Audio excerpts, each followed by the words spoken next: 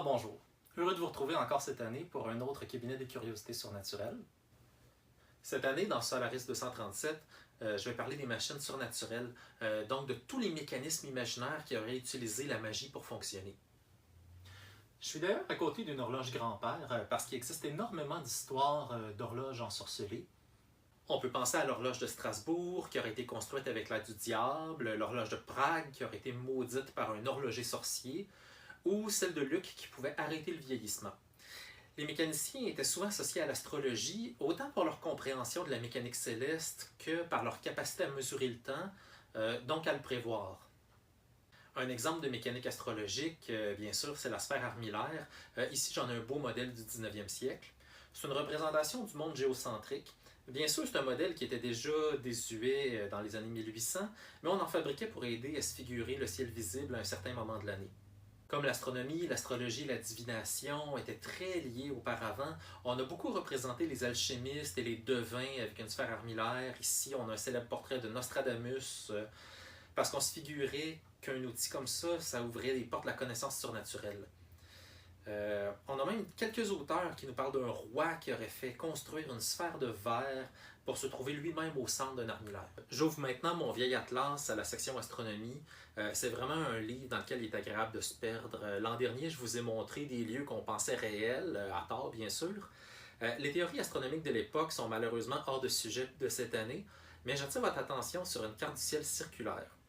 De nos jours, on va préférer utiliser un cherche-étoiles comme celui-ci, à cause de la partie mobile. Bon, tout le monde connaît cet objet-là, mais c'est pas tout le monde qui connaît le lien entre le cherche-étoile, la roue obstétrique et le cercle chromatique référentiel pour les artistes. En fait, ces trois objets-là sont ce qu'on appelait jadis des volvelles. Alors, une volvelle, qu'est-ce que c'est?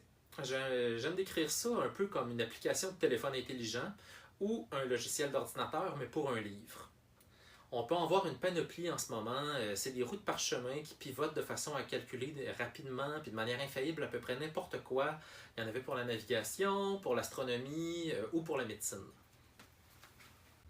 Donc, certains livres médiévaux possèdent une ou deux volvelles pour ajouter des fonctions au bouquin, vraiment comme une appli.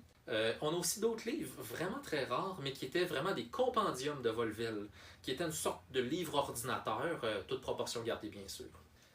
Alors, les volvelles vont se complexifier. Ici, on peut en voir une pour l'astronomie.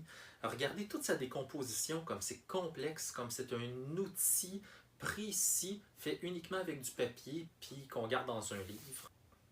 Ici, ce que vous pouvez voir, c'est une sorte d'ordinateur portable, si je peux m'exprimer ainsi, qui contient plusieurs volvelles, un cadran solaire, des outils mathématiques, puis un astrolabe.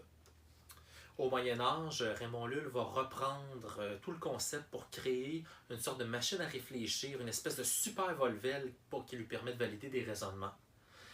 Bon, là, comme on parle de curiosité surnaturelle, c'est ici que vraiment le changement s'opère.